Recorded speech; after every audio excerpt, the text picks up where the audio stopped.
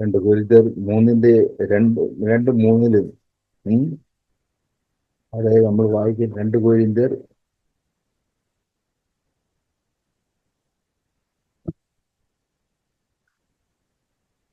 3-ാം അധ്യായത്തിന്റെ 2-3 നമ്മൾ വായിക്കുന്നത്, ഞങ്ങളുടെ ഹൃദയങ്ങളിൽ എഴുതിയിരിക്കുന്ന സകല മനുഷ്യരും അറിയുന്നതും വായിക്കുന്നതുമായ ഞങ്ങളുടെ പത്രം നിങ്ങൾ തന്നെ.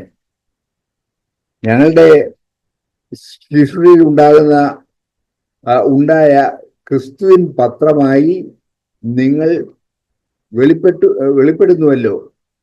അത് മഷി കൊണ്ടല്ല, ജീവനുള്ള ദൈവത്തിന്റെ ആത്മാവിനാൽ അത്രേ. കൽപ്പലകയിലല്ല, ഹൃദയം എന്ന മാംസപ്പലകയിൽ തന്നെ എഴുതിയിരിക്കുന്നു.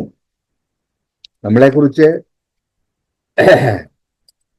പൗലോസ് പറയുന്നത്, നിങ്ങൾ ക്രിസ്ത്യാനികളായി, ക്രിസ്തുവിനെ രക്ഷകനായിട്ട് സ്വീകരിച്ചു, ഒരു ക്രിസ്ത്യാനി എന്ന് പറഞ്ഞ് നിങ്ങൾ ജീവിക്കുന്നു.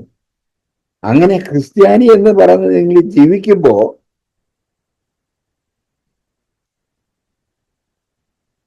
നമ്മളെ ലോകം വായിക്കുന്നുണ്ട്. നമ്മൾ ഈ വഴിയെ നടക്കുമ്പോ, അല്ലെ നമ്മൾ ഭവനത്തിൽ ജീവിക്കുമ്പോ കർത്താവ് ലോകം നമ്മളെ വായിച്ചുകൊണ്ടിരിക്കുകയാണ്, നമ്മളെ മനസ്സിലാക്കിക്കൊണ്ടിരിക്കുകയാണ്. എങ്ങനെ വായിക്കുന്നത് പറഞ്ഞാൽ, നമ്മളെ ക്രിസ്ത്യാനി എന്നാണ് പേര് പറയുന്നത് എന്ന് പറഞ്ഞാൽ ക്രിസ്തുവിനെ അനുകരിക്കുന്നവൻ, അല്ലെ ക്രിസ്തുവിനെ ഫോളോ ചെയ്യുന്നവൻ എന്നാണ് അവൻ പറയുന്നത്. അവന്റെ പ്രവൃത്തി കണ്ടിട്ട്, അവന്റെ പറച്ചിൽ കേട്ടിട്ട്, അവന്റെ പ്രവൃത്തി ക്രിസ്തുവിനെ പോലെ അല്ലല്ലോ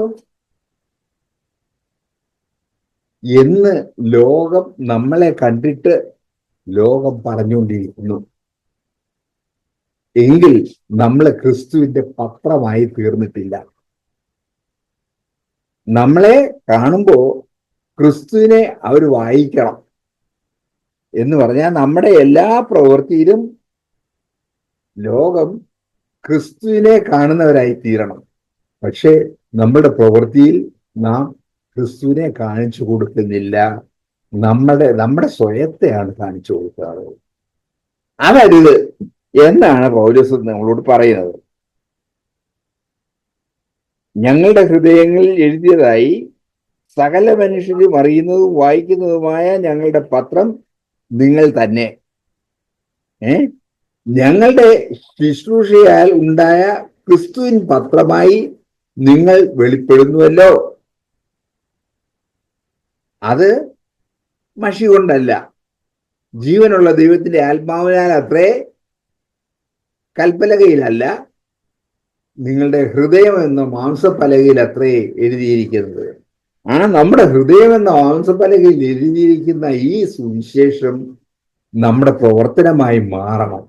അത് നമ്മുടെ പ്രവർത്തനം കൊണ്ട് കർത്താവിനെ അറിയുവാനിടയായിത്തീരണം. അപ്പോ നമ്മളുടെ പ്രവൃത്തി എത്രമാത്രം മെച്ചമായിരിക്കണം. ആ മെച്ചമായ പ്രവൃത്തി ലോകത്തിന് കൊടുക്കാനാണ് നമ്മളെ വെച്ചിരിക്കുന്നത്. അല്ലാതെ നമ്മളൊരു ക്രിസ്ത്യാനി ആണെന്ന് പറഞ്ഞ് ജീവിക്കാൻ വേണ്ടി അല്ല. നമ്മുടെ പ്രവൃത്തിയിൽ കൂടെ അവർ ക്രിസ്തുവിനെ കാണണം. അതിന് സാധിക്കുന്നില്ലെങ്കിൽ നമ്മളെ തന്നെ ശോധന ചെയ്ത് അല്ലാത്ത ഭാഗങ്ങളെ തിരുത്തേണ്ട ആവശ്യമുണ്ട്. അങ്ങനെ തിരുത്തി നമ്മൾ യഥാർത്ഥ ക്രിസ്ത്യാനി ആണെന്ന് ലോകത്തിന് വെളിപ്പെടുത്തി കൊടുക്കാനുള്ള ചുമതല നമുക്കുണ്ട്. അല്ലാതെ കർത്താവിനെ മറയ്ക്കുന്നവരായി തീരരുത്. കർത്താവിന്റെ മുമ്പിൽ നമ്മൾ വന്നു നിന്നാൽ നമ്മളെയാ കാണുന്നേ, ലോകം നമ്മളെയാ കാണുന്നേ, കർത്താവിനെയല്ല കാണുന്നേ. ലോകത്തിന് യേശുവിനെ കാണിച്ചു കൊടുക്കേണ്ടവരാണ്. പക്ഷേ ലോകം യേശുവിനെ കാണുന്നത് വരെ നമ്മളെയാണ് കാണുന്നതെങ്കിൽ അതിനിടയാകരുത്. നമ്മളുടെ ഓരോ പ്രവൃത്തിയിലും. അപ്പോ യേശുവിന്റെ ആ സൗമ്യതയും സാവധാനതയും ആ സ്വഭാവം നമ്മുടെ ജീവിതത്തിൽ ഉണ്ടായിരിക്കണം. അതാണ് ആവശ്യമായിരിക്കുന്നത്. അവിടെ നമ്മളെ ഓരോരുത്തരും 4 സുവിശേഷമേ ഉള്ളൂ, 5ാമത്തെ സുവിശേഷമാകണമെന്നാണ് നമ്മളെ കേൾപ്പിച്ചത്. നമ്മളൊരു സുവിശേഷമാണോ? നമ്മുടെ ജീവിതത്തില് നമ്മളൊരു സുവിശേഷമായി തീർന്നിട്ടുണ്ടോ? ഇല്ലാന്നുണ്ടെങ്കിൽ നമ്മൾ സുവിശേഷമാകണം. ലോകത്തിന് ഒരു സുവിശേഷമായി, ഒരു ക്രിസ്ത്യാനി എന്ന് പറയുന്നത് ലോകത്തിന് ഒരു സുവിശേഷം ആയിരിക്കണം.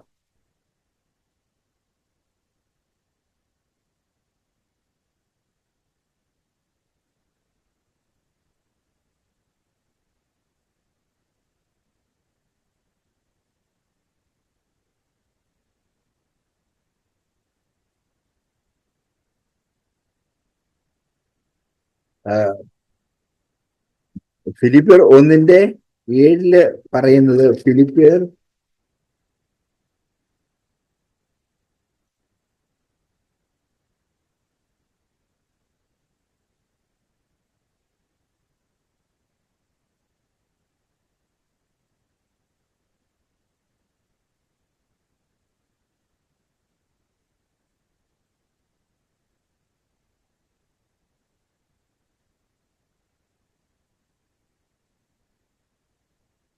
ഫിലിപ്പിയർ 1:7 അല്ലേ?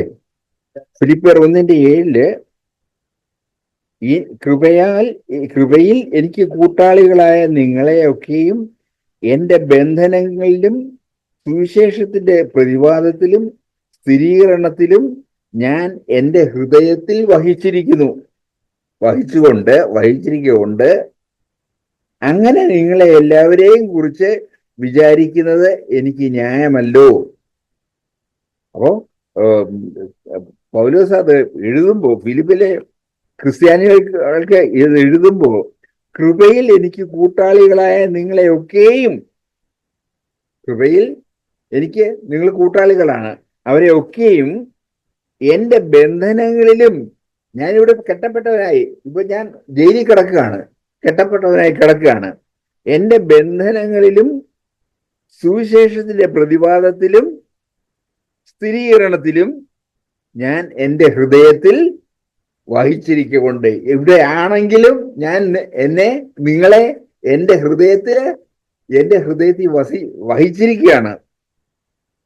അതുകൊണ്ട് നിങ്ങളെ എല്ലാവരെയും കുറിച്ച് വിചാരിക്കുന്നത് എനിക്ക് ന്യായമല്ലോ. അത് ഞാൻ എല്ലാവരെയും കുറിച്ച് വിചാരിക്കുന്നത് ന്യായമായ കാര്യമാണ്. അപ്പോ ക്രിസ്തുവിന്റെ ആർദ്രതയോടെ ഞാൻ നിങ്ങളെ എല്ലാവരെയും കാണുവാൻ വാഞ്ചിക്കുന്നു. നിങ്ങളെ കാണുവാൻ, ഞാനിപ്പോ ബന്ധനസ്ഥനായി ജയിലിൽ കിടക്കുന്നത് കൊണ്ട് നിങ്ങളെ ഇപ്പൊ കാണാൻ പറ്റുന്നില്ല. പക്ഷേ ക്രിസ്തുവിന്റെ ആർദ്രതയോടെ ഞാൻ നിങ്ങളെ എല്ലാവരെയും കാണുവാൻ എത്ര വാഞ്ചിക്കുന്നു എന്നതിന് ദൈവം സാക്ഷി. കള്ളം പറയുകയല്ല എന്നവൻ പറയുന്നത്, ദൈവം സാക്ഷി. നിങ്ങളുടെ സ്നേഹം മേൽക്കുമേൽ വർദ്ധിച്ചു വരണം. ഓരോ ദിവസം കഴിയും തോറും വർദ്ധിച്ചു വരണം. ഇന്നലത്തേതിനേക്കാൾ അധികമായിരിക്കണം ഇന്ന് എന്നോടുള്ള സ്നേഹം. നിങ്ങളുടെ സഹോദരങ്ങളോടുള്ള സ്നേഹം ഓരോ ദിവസവും വർദ്ധിച്ചു വരണം. മേൽക്കുമേൽ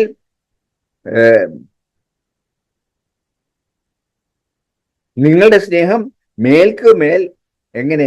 പരിജ്ഞാനത്തിലും സകല വിവേകത്തിലും വർദ്ധിച്ചു വന്നിട്ട്, അവിടെ പരിജ്ഞാനമുണ്ട്, വിവേകമുണ്ട്. അപ്പോൾ പരിജ്ഞാനത്തിലും വിവേകത്തിലും വർദ്ധിച്ചു വന്നിട്ട് നിങ്ങൾ ഭേദാഭേദങ്ങളെ വിവേചിപ്പാറാകണം. ഈ സമയത്ത് ഞാനും നിങ്ങളും അഭിമുഖീകരിക്കുന്ന കാര്യങ്ങൾ എന്താണെന്നുള്ളത് നിങ്ങൾ മനസ്സിലാക്കണം. ഭേദാഭേദങ്ങളെ വിവേചിപ്പാറാകണം. ജീവിപ്പാറാകണം എന്നും ക്രിസ്തുവിന്റെ നാളിലേക്ക് എന്ന് പറയുമ്പോൾ യേശു ക്രിസ്തു വീണ്ടും വന്ന് ഞങ്ങളെ ചേർത്തുകൊള്ളും എന്നുള്ളതാണ് അവരുടെ പൂർണ്ണമായ വിശ്വാസം. ആ നാളിലേക്ക്, ക്രിസ്തുവിന്റെ നാളിലേക്ക് നിർമ്മലന്മാരും വിശുദ്ധിയുള്ളവരും ഇടർച്ചയില്ലാത്തവരും കർത്താവിൽ നിന്ന് ഇടറി പോകാതിരിക്കുന്നവരും, അതാണ് കർത്താവിനോട്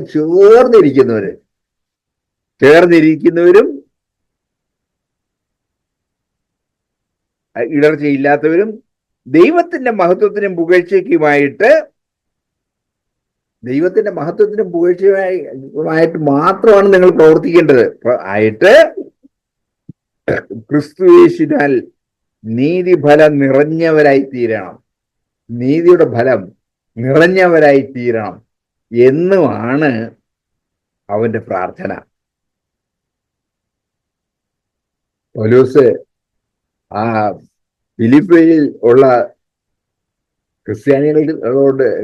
ക്രിസ്ത്യാനികളുടെ കയ്യിൽ നിന്ന് പ്രതീക്ഷിക്കുന്നത് ഇതാണ്. അങ്ങനെ ഒരു ജീവിതം, ഇത് ഫിലിപ്പിയിലുള്ള ക്രിസ്ത്യാനികൾക്ക് മാത്രമായിട്ടുള്ള എഴുതാണോ? ഇന്ന് ഇവിടെയുള്ള ക്രിസ്ത്യാനികളും ഇങ്ങനെ ആയിരിക്കണം. ലോകത്തിന് കർത്താവിനെ കൊടുക്കുന്നവരായി തീരണം. നമുക്ക് നഷ്ടം വന്നോട്ടെ, പക്ഷെ നമ്മുടെ നഷ്ടമല്ല. നമ്മൾ ക്രിസ്തുവിനെ കൊടുക്കുന്നവരാണ്. ക്രിസ്തുവിനെ നമ്മുടെ അടുത്തുള്ളവർക്ക്, നമ്മളുമായിട്ട് ബന്ധത്തിൽ വരുന്നവർക്ക് നമ്മൾ ക്രിസ്തുവിനെ കൊടുക്കുന്നവരാണോ, അതോ നമ്മൾ ക്രിസ്തു വിരോധികളാണോ? ക്രിസ്തുവിനെ കൊടുക്കുന്നവരായി തീരാനാണ് നമ്മളെ കുറിച്ച് കർത്താവ് ആഗ്രഹിക്കുന്നത്. നമ്മളെ തന്നെ ശോധന ചെയ്യുക. നമ്മൾ ക്രിസ്തുവിനെ കൊടുക്കുന്നവരാണോ, അതോ ക്രിസ്തുവിനെ അല്ല വേറൊന്ന് സാത്താനെയാണോ കൊടുക്കുന്നത്? ഏത് സ്വഭാവമാണ് നമ്മൾ കീപ്പ് ചെയ്യുന്നത്? നമ്മളെ വിളിച്ചിരിക്കുന്നത് ക്രിസ്തുവിനെ കൊടുക്കാനായിട്ടാണ്. നമ്മളെ കർത്താവ് വിളിച്ചിരിക്കുന്നത് ഈ ലോകത്തിന് ക്രിസ്തുവിനെ കൊടുക്കാൻ വേണ്ടിയാണ്. നമ്മൾ നഷ്ടപ്പെടാൻ വേണ്ടിയാണ്, ക്രൂശ് വഹിക്കാൻ വേണ്ടിയാണ് നമ്മളെ വിളിച്ചിരിക്കുന്നത്. നമ്മൾ ക്രൂശ് വഹിക്കുന്നവരാണോ,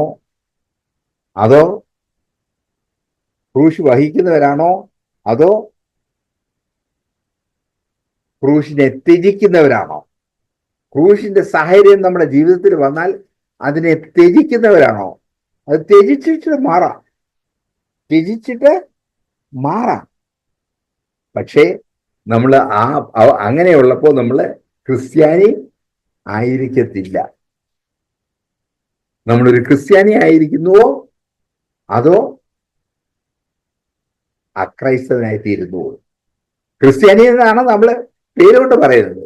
പക്ഷെ ആക്ച്വലി നമ്മൾ ക്രിസ്തുവിനെ കൊടുക്കുന്നവരായി തീരുന്നുവോ? ക്രിസ്തുവിനെ കാണിച്ചു കൊടുക്കുന്നവരായി തീരുന്നുവോ? നമ്മുടെ ഒരു ചെകിട്ട് തടിച്ചാൽ മറ്റേ ചെകിട്ടുകൂടെ കാണിച്ചു കൊടുക്കുന്നവരായി തീരുന്നുവോ? കർത്താവ് പറഞ്ഞ അതാ. അങ്ങനെ ഒരു ജീവിതം നമുക്ക് നയിക്കണം. അപ്പോൾ മാത്രമേ നമ്മള് ക്രിസ്ത്യാനി എന്നുള്ള പേരില് ഈ ലോകത്തില് ഈ ഇടത്ത് ജീവിച്ചിട്ട് കാര്യമുള്ളൂ. ഇല്ല എന്നുണ്ടെങ്കിൽ നമ്മൾ ക്രിസ്ത്യാനി അല്ല. അതുകൊണ്ട് നമ്മളുടെ ജീവിതത്തെ നമ്മൾ ശോധന ചെയ്യുക. ഒരു യഥാർത്ഥ ക്രിസ്ത്യാനിയായി ജീവിക്കാനായിട്ട് നമ്മളെ സമർപ്പിക്കുക. ഈ ലോകം നമ്മളെ ഓരോരുത്തരെയും നോക്കിക്കൊണ്ടിരിക്കുകയാണ്.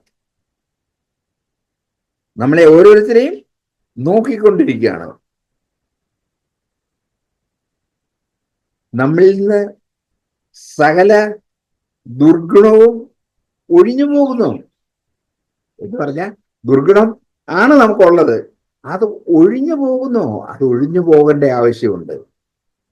ദുർഗുണത്തിൽ മുന്നോട്ട് പോകാനല്ല, സൽഗുണം ആണ് ലോകത്തിന് കൊടുക്കേണ്ടത്.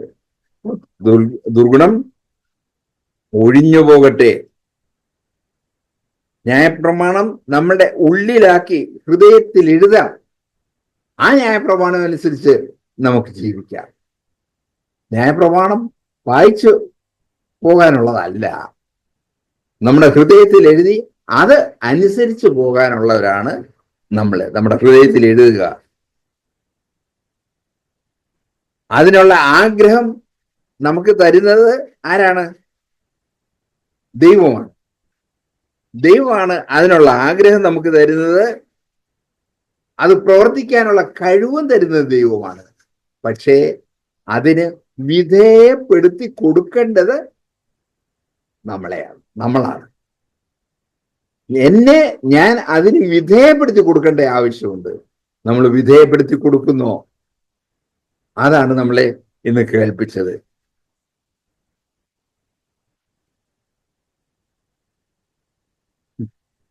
യേശുക്രിസ്തുവിനെ കുറിച്ച് പറയുമ്പോ പൈതൽ വളർന്നു, പൈതൽ വളർന്നു, ജ്ഞാനത്തിൽ അവൻ മുതിർന്നു വന്നു. നമ്മൾ വളരുകയാണോ, ജ്ഞാനത്തിൽ മുതിർന്നു വരികയാണോ? അത് നമ്മൾ ശ്രദ്ധിച്ചു നോക്കുക. ദാനിയേലിനെ കുറിച്ച് പറയുമ്പോൾ അവൻ വിശ്വസ്തനായിരുന്നത് കൊണ്ട് അവന്റെ കൂട്ടുകാരൊക്കെ അവനെ ശ്രദ്ധിച്ചു നോക്കുമായിരുന്നു. ഒരു കുറ്റവും പഴയ നിയമത്തിന്റെ കാലത്ത് ജീവിച്ചിരുന്ന ദാനിയേലിനെ കുറിച്ച് ഒരു കുറ്റവും പറയാനില്ലായിരുന്നു. ഇന്ന് പുതിയ നിയമത്തിൽ ജീവിക്കുന്നെന്ന് പറയുന്ന നമ്മളെ കുറിച്ച് ലോകത്തിന് കുറ്റം പറയാനുണ്ടോ? നമ്മളെ തന്നെ ശോധന ചെയ്യുക. നമ്മളെ ശോധന ചെയ്ത് കർത്താവിന്റെ വിശ്വസ്ത സാക്ഷികളായി ജീവിക്കാനായിട്ട് നമ്മളെ ഓരോരുത്തരെയും കർത്താവിന് കൊടുക്കുക. അല്ലാതെ ഒരു ക്രിസ്ത്യാനിയാണെന്ന് പറഞ്ഞ് മുന്നോട്ട് പോകാനല്ല. ഞാനൊരു ക്രിസ്ത്യാനിയാണ്, നിങ്ങൾ എന്നെ നോക്കുക, ക്രിസ്തു ജീവിച്ചതുപോലെ ഞാൻ ഈ ലോകത്തിൽ ജീവിക്കുന്നു എന്ന് നമുക്ക് ഓരോരുത്തർക്കും പറയാൻ ഇടയായിത്തീരണം. അപ്പോൾ മാത്രമേ നമ്മളുടെ ജീവിതം കർത്താവ് ആഗ്രഹിക്കുന്ന രീതിയിൽ ആകുന്നുള്ളൂ. അല്ലെന്നുണ്ടെങ്കിൽ നമ്മൾ ക്രിസ്ത്യാനികൾ അല്ല. ദൈവം ഒരു യഥാർത്ഥ ക്രിസ്ത്യാനിയായിട്ട് ജീവിക്കാൻ നമ്മളെ ഓരോരുത്തരെയും കർത്താവിന്റെ കാൽക്കൽ താഴ്ത്തി കൊടുക്കുക. ദൈവം നമ്മളെ അതിനെ അനുഗ്രഹിക്കട്ടെ.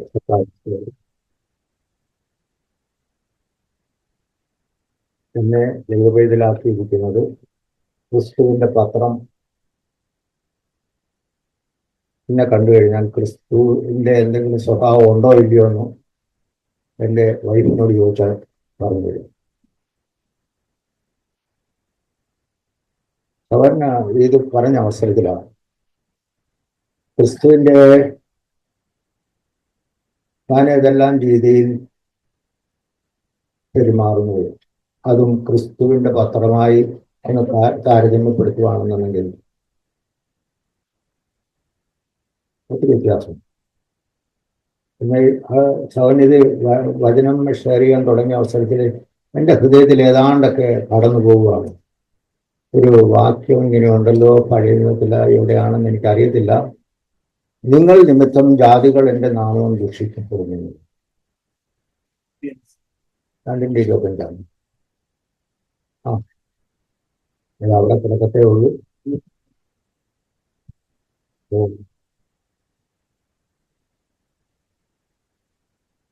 പഴയ നിയമത്തിലെ ഒരു കൊട്ടേഷൻ അല്ലേ അത്?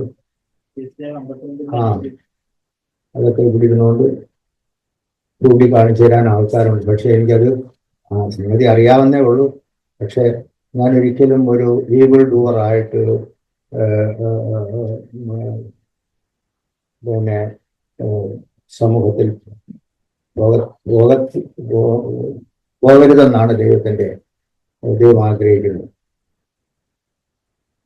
എനിക്ക് ലഭിച്ചതായ ഈ സംഗതി, ഈ വചനം എന്നിട്ട് കാര്യം ക്രിസ്തുവിന്റെ പത്രമാകുന്നതിന് വേണ്ടി Galatians 4:19 Christ is formed, formation of Christ in you. എന്നിൽ എത്രമാത്രം പിന്നെ ആ ഫോർമേഷൻ took place. അതുപോലെ തന്നെ Ephesians 4:31 എന്തോ പറയുന്നു എന്തോ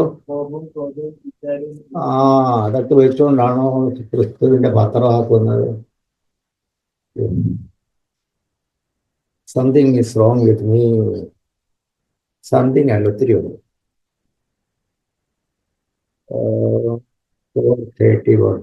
Let all bitterness, wrath, anger, clamour. ഇത് ക്ലാമറിന്റെ മലയാളം വിചാരം, ഈവിൾ സ്പീക്കിംഗ്. പക്ഷെ അത് ഞങ്ങളുടെ വീട്ടില് സാധാരണ ഇല്ല. കമ്പയർ ടു ഞങ്ങൾ നേരത്തെയും അങ്ങനെ ആരെയും കുറ്റം പറയാറില്ല. പിന്നെ എനിക്കാവും അങ്ങനെ പിന്നെ അത്ര ട്രാൻസ്പെറൻ്റ് ആയിട്ടൊന്നും പറയാൻ പറ്റില്ല. എന്നാ കുറവുണ്ട്. You have to put away from you with all malice and be kind to one another, tender hearted, love, forgiving one another, even as God in Christ forgave you. വാക്യങ്ങളൊക്കെ വായിക്കുന്ന അവസരത്തിൽ ഒരു ഒരു ഒരു നമ്മുടെ ഒരു കണ്ണാടിയാണ്. എൻ്റെ ജീവിതത്തിൽ കോപമുണ്ടോ, ബിറ്റർനെസ് ഉണ്ടോ, പിന്നെ ആരോടും ബിറ്റർനെസ് കാണിക്കാനെന്നത് ഒരു വലിയൊരു വഴിത്തിരിവായി എന്നും അതിൽ മാറട്ടെ എന്ന് ഞാൻ ആഗ്രഹിക്കുന്നു. ഒത്തിരി കാര്യങ്ങൾ ഒരു വലിയൊരു ഡിസ്റ്റർബ്ഡ് ആയിപ്പോയി ഞാനിന്ന് കേട്ട അവസരത്തിൽ. കേട്ട പോലെ നമ്മളായിരിക്കുന്നിടത്ത് യേശുവിനെ കാണിച്ചു കൊടുക്കുന്നവരായിട്ട് നമ്മൾ കഴിഞ്ഞ ആഴ്ചയും കേട്ട പോലെ യേശുവിന്റെ നാവായിരിക്കുക, അല്ലെങ്കിൽ യേശു ഇപ്പം കഴിഞ്ഞ ആഴ്ച യേശുവിന്റെ നാവായിരിക്കുന്നതിനെ പറ്റി പറഞ്ഞു. നമ്മൾ തന്നെ യേശുവിന് പകരമായിട്ട് ദൈവം നമ്മളെ ഓരോരുത്തർക്കും വെച്ചിരിക്കുന്നു. അവിടെ നമ്മൾ അങ്ങനെ തന്നെയാണോ എന്ന് നമ്മളെ തന്നെ ശോധന ചെയ്യാനാണ് ഞാൻ വിചാരിക്കുന്നത്. പലപ്പോഴും ഈ പറഞ്ഞ പോലെ നമ്മളൊരു ഇമിറ്റേഷൻ കൊണ്ട് പലപ്പോഴും പല സമയങ്ങളിലും തൃപ്തിയിലോട്ട് ഞാനിങ്ങനെ വിചാരിക്കാറ്. നമ്മൾ തുടരെ നമ്മൾ ഈ കേട്ടുള്ള പോലെ കൊമ്പിന് മുന്തിരിവള്ളിയിൽ വസിച്ചിട്ടല്ലാതെ സ്വയമായി കാൽപ്പാൻ കഴിയാത്തതുപോലെ വസിച്ചിട്ടല്ലാതെ നിങ്ങൾക്ക് ഒരിക്കലും അത് കഴിയത്തില്ല കർത്താവ് തന്നെ പറഞ്ഞു. നമ്മൾ നമ്മുടെ ജീവിതത്തെ പലപ്പോഴും ശോധന ചെയ്യുന്ന സമയത്ത് നമ്മുടെ ഹൃദയ നുറുക്കത്തിലും താഴ്മയിലും നമ്മൾ ദൈവത്തോട് ചേർന്നിരിക്കുന്ന സമയത്ത് നമുക്കൊന്നും അഭിനയിക്കേണ്ടതായിട്ട് വരത്തില്ല. അവിടെ നമ്മൾ ജനുവിൻ ആയിരിക്കുമ്പോൾ അവിടെ നമ്മൾ പ്രത്യേകിച്ച് നമ്മുടെ ഹൃദയ നുറുക്കത്തിന്റെ അധിക സമയത്ത് മറ്റുള്ളവരെ കരുതാനും സ്നേഹിക്കാനായിട്ട് അവിടെയാണ് വസതി ഞാൻ വിചാരിക്കാറുണ്ട്. മോർ ദാൻ നമ്മുടെ വലിയ വലിയ അറിവുകളും നമ്മുടെ വലിയ വലിയ ഉപദേശ രൂപങ്ങളുടെ ഇടയിലൊന്നും യേശു ഇറങ്ങി വരത്തില്ല. പലപ്പോഴും യേശുവിനോട് കർത്താവ് എനിക്ക് അങ്ങയോട് ചേർന്നിരിക്കണമെന്ന് പറഞ്ഞൊരു ആവശ്യബോധത്തോടെ നമ്മൾ കർത്താവിനോട് ചേർന്നിരിക്കുന്ന സമയത്ത് കൊമ്പിനോട് ചേർന്നിരിക്കുമ്പം അതിന്റെ ഫലം നാച്ചുറലായിട്ട് അത് സ്വാഭാവികമായിട്ട് അതിൽ നിന്ന് പുറപ്പെട്ടു വരും. അപ്രകാരം ഒരു ജീവിതമാണ്. അതൊരു ആശ്രയത്വത്തിന്റെ ജീവിതമാണ്. കർത്താവെ ഓരോ രാവിലെ സമയം എഴുന്നേൽക്കുമ്പോഴും അല്ലെ നമ്മൾ സമൂഹത്തിൽ പലയിടങ്ങളിലായിരിക്കും കർത്താവെ ഞാൻ ഇവിടെ ഒന്ന് ഇമിറ്റേറ്റ് ചെയ്യാം. നമ്മൾ സന്ദീപ് പറഞ്ഞ പോലെ ഞാൻ ഒരു സമയങ്ങളിൽ ഈ സമയത്ത് ഞാൻ ജ്യോതിഷനോട് ഒരു കാര്യം പറഞ്ഞു. അതത്ര ഏറ്റവും വേൾഡിലി ജീവിക്കുന്നതിനേക്കാളും ലോകപരമായിട്ട് ജീവിക്കുന്നതിനേക്കാളും ഏറ്റവും വലിയ പ്രയാസമുള്ള ജീവിതമാണ് കർത്താവിനെ നമ്മൾ ഒരു ഫാൻസി ഡ്രസ് പോലെ അഭിനയിക്കുന്നത്. വളരെ ഇതുപോലെ പ്രശ്നം പിടിച്ചൊരു ഇടപാടില്ല സത്യം പറഞ്ഞാൽ. അത് എന്ന് പറഞ്ഞാൽ അത് നമ്മൾ ഞെരുങ്ങി ഇല്ലാതായി. ഞാൻ അങ്ങനെ ശ്രമിക്കരുതെന്നല്ല ഞാൻ പറഞ്ഞത്. It's very difficult. എന്നാ ഈ നമ്മുടെ ഒരു കാര്യത്തെ വിട്ടുകളഞ്ഞിട്ട് കർത്താവെ എനിക്ക് എന്നെ കൊണ്ട് എന്റെ സ്വയം പ്രയത്നത്തിൽ ഈ പറയുന്ന ഒരു കാര്യവും സാധിക്കത്തില്ലെന്ന് നമ്മൾ കണ്ടെത്തുമ്പം കർത്താവെ അവിടെ നമുക്കൊരു സമർപ്പണം വരും. കർത്താവെ എന്നെ കൊണ്ട് ഇത് അസാധ്യമാണെങ്കിലും അങ്ങ് പറഞ്ഞു കർത്താവിനാൽ അത് സാധ്യമാണ്. അങ്ങനെ നമ്മൾ നമ്മളെ സമ്പൂർണമായിട്ട് സമർപ്പിക്കുമ്പോഴാണ് നമുക്ക് നമ്മുടെ കൊമ്പിനെ യേശുവിന്റെ മുന്തിരിവള്ളിയോട് കർത്താവാകുന്ന മരത്തോട് ചേർത്തൊട്ടിക്കാനായിട്ട് കഴിയുന്നു. അവിടെ ഞാൻ പ്രകാരം വിചാരിക്കുന്ന കർത്താവ് ആ സമയത്ത് നമ്മൾ വലിയ വലിയ കാര്യങ്ങളൊന്നും അറിയത്തില്ലെങ്കിലും വേദോത്സവത്തിലെ വലിയ വലിയ വാക്യങ്ങളൊന്നും നമ്മൾ പറയുന്നില്ലെങ്കിലും നമ്മുടെ അടുത്ത് വരുന്നവർക്ക് യേശുവിന്റെ ഒരു ഫ്രാഗ്രൻസ്, യേശുവിന്റെ ഒരു സൗരഭ്യവാസനയായിരിക്കാനായിട്ട് പലപ്പോഴും കഴിയും. ആ നിലയിലുള്ള ഒരു ദൈവാശ്രയ ബോധത്തിലേക്കും ഒരു നീരിലേക്കും ദൈവം ഞാൻ നടത്തട്ടെ. ദൈവവചനം നമുക്ക് വലിയ സ്വസ്ഥതയാണ് തരുന്നത്, വലിയ ആശ്വാസമാണ്, സൗഖ്യമാണ് തരുന്നത്. അത് ദൈവത്തിന്റെ വചനം, ദൈവത്തിന്റെ പരിശുദ്ധാത്മാക്കൾ നമ്മുടെ ഹൃദയത്തിൽ എഴുതപ്പെടുമ്പോൾ ദൈവത്തിന്റെ കത്ത് ആയിട്ട് നമ്മൾ മറ്റുള്ളവർ വായിക്കണം. ദൈവത്തിന്റെ ഒരു ലെറ്റർ, ദൈവത്തിന്റെ വചനം നമ്മളിലൂടെ മറ്റുള്ളവർ വായിക്കണം. നാം ദൈവത്തെ വെളിപ്പെടുത്തണം. അങ്ങനെ പറ്റുന്നില്ലെങ്കിൽ നമ്മളെ തന്നെ ശോധന ചെയ്ത് വേണ്ട കറക്ഷൻസ് ദൈവാത്മാവിനോട് ചോദിച്ച് നാം എടുക്കണം. ദൈവം നമ്മളെ സഹായിക്കുന്നത്. 2 Corinthians 3 2 and 3 അപ്പം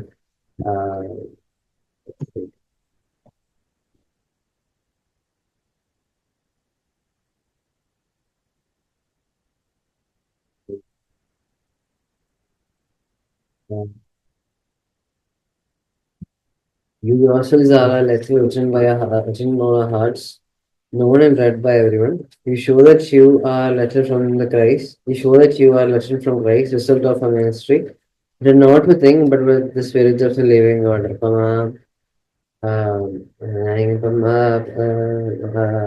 നമ്മള് ക്രൈസ്റ്റിന്റെ നമ്മളെ ദൈവമാക്കിയിരിക്കുന്ന സ്ഥലങ്ങളിലൊക്കെ നമ്മളെ മറ്റുള്ളവര് റീഡ് ചെയ്യുമ്പം, അതായത് ഇപ്പം ഒരു വ്യക്തിക്ക് ഇപ്പം നമ്മുടെ ഒരു ജീവിതം കാണാൻ വേണ്ടി നമ്മുടെ ഇപ്പൊ പറഞ്ഞ പോലെ ഈ അഭിനയിക്കുന്ന കാര്യം തന്നെ ഇപ്പൊ പള്ളി വന്നിട്ട് നമ്മള് എങ്ങനെ ആക്ട് ചെയ്തിട്ട് പിന്നെ നമ്മൾ ഈ പുറത്തു പോയിട്ട് വേറൊരു സ്വഭാവം കാണിക്കുന്നു. അപ്പം പിന്നെ നമ്മൾ പക്ഷെ പുറത്തു പോകും, നമ്മളിങ്ങനെ നമ്മൾ CC പോകുന്നവരാന്ന് പറയുകയും നമ്മള് ഇങ്ങനെയൊക്കെയെന്നും ഇങ്ങനെ അങ്ങനെ പറയുകയും പിന്നെ ഇപ്പം പുറത്തു പോയിട്ട് അപ്പം ആ ആൾക്കാർക്കപ്പം, അതായത് നമ്മളെ അല്ലാതെ നമ്മുടെ ബിഹേവിയർ വിഷ്വലൈസ് ചെയ്ത് വായിക്കുന്നവർക്കപ്പം സത്യം പറഞ്ഞാൽ നമ്മള് ബേസിന്റെ അണ്ടർസ്റ്റാൻഡിങ് നമ്മളെ പോകുന്ന ചേർച്ചിന്റെ ആ ഒരു ഇത്രയേ ഉള്ളൂ എന്ന് അവരുടെ മനസ്സിൽ ആ ഒരു ഇമേജ് വരുന്നതാണ്.